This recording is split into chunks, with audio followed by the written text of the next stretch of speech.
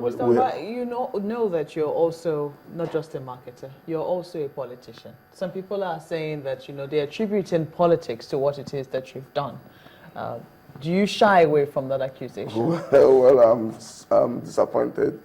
People doesn't know who Ifeanyi Ubah is. I do things I like to do, and I do it well, and I enjoy it. I have no regret. I'm a politician. I have no regret. I have no skeleton in my cupboard. And then I will tell you that I will be part of those that will be involved in making sure that Nigeria works well. Don't worry. When we get there, you will now understand what I'm saying. Yesterday I heard that people say that I'm doing this sacrifice because of politics, and I'm laughing. Let me say something here. I have no regrets working for Jonathan until tomorrow. I have no regret working for Jonathan. I was working for Jonathan, I was working for myself. We built the biggest political and non-political brand today in Nigeria, TAN. And it is something that people doesn't understand.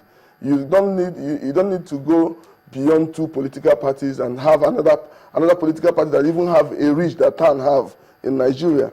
So when people talk things that they don't understand, I share with. I mean, sometimes it amuses me. What do you think? The vice president, the incoming vice president, was my pastor.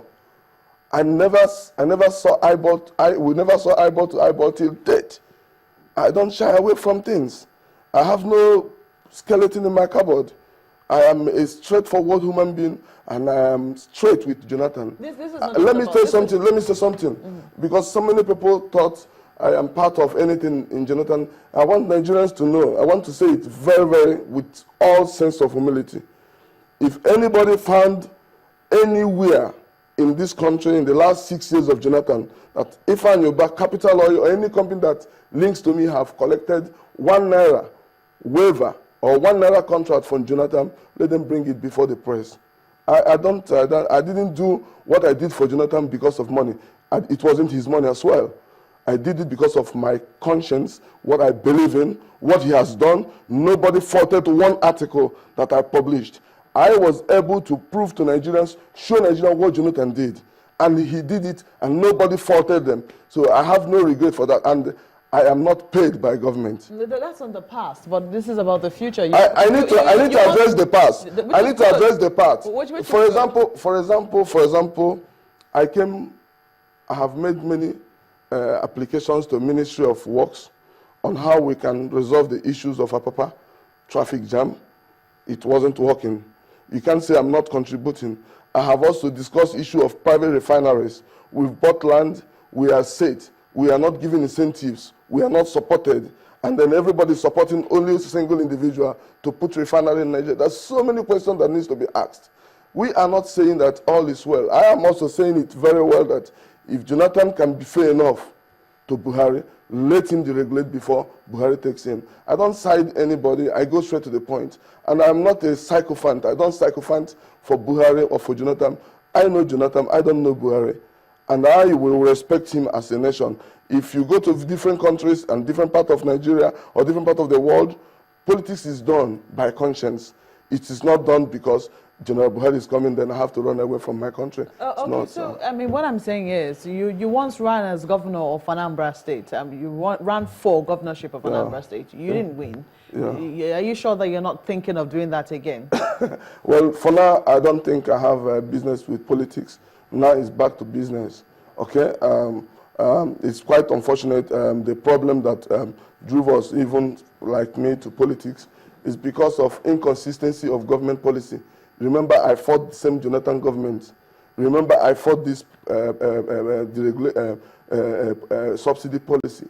I have always been on the verge of that we should deregulate so that we can crop out corruption. Unfortunately, Nigeria didn't take it from Jonathan. No, but is that Nigeria didn't take it. Is that why we are not refining these products locally? But what incentive have we gotten? Nigeria all the banks will give the whole money in this country to one single individual to build refinery. Why are they not giving to other people? Why are they not seeing capacity in the people who has suffered for close to 10 years? Do you understand the enormous investment we have made in downstream? You go to Capital Oil, you see over 19 vessels floating for 3 years. None has worked for 1 day. And these are investments made in line with government policy. Are you saying that you approached banks for facilities to build Who will give you, refineries and refuse? facility when you don't even have turnover? When you have built a capacity that will take 20 million liters, 15 million liters a day, and government is giving you 30 million to import in 3 months? Who will give you that kind of investment? So I mean, do you understand what it takes for you to maintain over 1,000 staff strength for 3 years when you don't even have enough money? You are not getting enough income from the allocation being given to you by government. Would you love to see the incoming government have a look at the sector? I would be very much pleased. I would be very much pleased to advise, because I have suffered so much in line with government policies in the downstream sector of Nigerian economy. I am not a friend of government when it comes to policy and when it comes to issues that has, but at least I have to be very sympathetic to the President, Jonathan, for giving him the kudos for giving Nigerians deregulation, and they didn't take it. So who should be blamed for this? He deregulated. Today everybody is calling for deregulation, but we are still Nigerians who didn't take this deregulation. When we were saying it, few cabals were there protesting against it. So I think it is very important, whoever have anything against Ifeanyi Ubah, I'm not saying that you like, because Jesus was not liked by everybody, but if you have anything against Ifeanyi Ubah, please be bold to say it in public. You know, I'm thinking about the refineries. You talked about private refineries, and for some, the news now making the rounds is that our refineries are not even that bad as we were made to believe, that they were starved of crude to refine. Okay, let me tell you, I will give you the honest response to every answer you ask me as it relates to anything that you know about me. You don't have a refinery that does not have good supply of crude to the refinery. You pump in to the refinery, it will be broken the next day. And then people are siphoning the same crude, selling it outside. You don't have a functional refinery. But if you have modular refineries all over the whole country, people can go to Escravos at the base of crude and then take the crude with the vessels. You lose little from transporting this. Okay, the refinery that is coming into Lagos, where will they get crude oil from if not by vessels? So why not support the local, the indigenous marketers for us to build modular refineries? Did you bring such suggestions? We have lands for that. Not only capital oil. Such suggestions It has always been there. It has always been there. You need to ask, are they listening? Those in Hem of Affair, are they listening? What is their business? You know, who should listen? Because I recall also on this program, we had the governor of Delta State. He also canvassed for private refineries and for so many other modular refineries to come to solve this problem of taking our crude outside the country. And if you are also saying it, a player in the industry who should also be listened to, since you're one of the biggest players, who should be listening when you're talking with such suggestions, bringing such suggestions? It's very painful that we have been made to look like idiots in our country. Sorry for the word. You don't see any country that does not encourage their own. We have worked hard to build facilities that white people, foreigners, are every day bidding for in this country.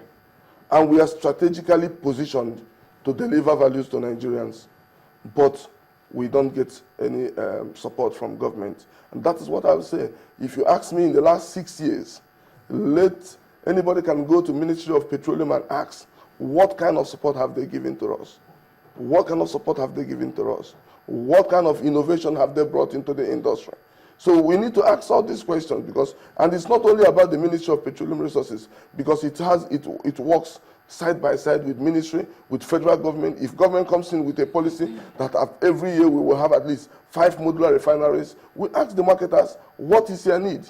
Where can we support you? We can give them a bond. You don't need to give them money. You give them a bond to go in and search for any potential partner that can build this refinery. And you look at the extent of their investment in the sector. We have a facility that has the capacity to dispense above 20 million liters a day. And that facility is not encouraged. We cannot even dispense, we don't even have access to dispense 20 million liters in 6 months in terms of allocation. How can we grow?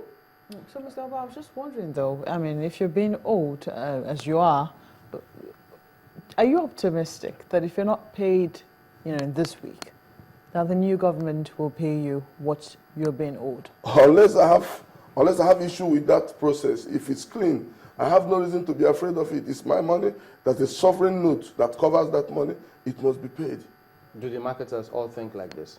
But maybe, I don't know. I don't know why. That's why I said that we would have been consulted. Because before you import any product, there is a bond, a sovereign note guarantee that covers that transaction. And that is why government will not shy that way, or must pay the interest charges and the differentials. You cannot import product at an exchange rate of 156 naira 3 years ago, and government today will want to pay you at the same rate. So they need to pay you, because you need to pay back the money to people. You need to pay your bank the interest charges. So if they are not paying, they are same time killing themselves, because we will have our money paid full, because we have a sovereign guarantee that covers the issue of this transaction. Will any fuel station have any reason to sell above 87 naira now? I don't think so, unless those that might want to take the product without going through the normal channels, because you need to go through the normal channels, get your PEF, Petroleum Ecological Funds a certification, and then before you take the product but if you decide to haul your product from here to Kano or Boronu, and then you don't want to run under the PEF scheme, you have to add it to your cost. And that's why we are also asking that we should deregulate. Because if we deregulate the industry, we can sell fuel today comfortably for 90, 85 naira. So you're still dispensing kerosene as well? Yeah, we have, if we are giving allocation. Anytime we have allocation, we dispense. All right, Mr. Faniba is the Managing Director and Chief Executive Officer of Capital Oil. Thank you for coming on this morning. Thank you. God bless you. All right, we'll be back in just a moment to have another perspective on other matters as well today, so don't go away.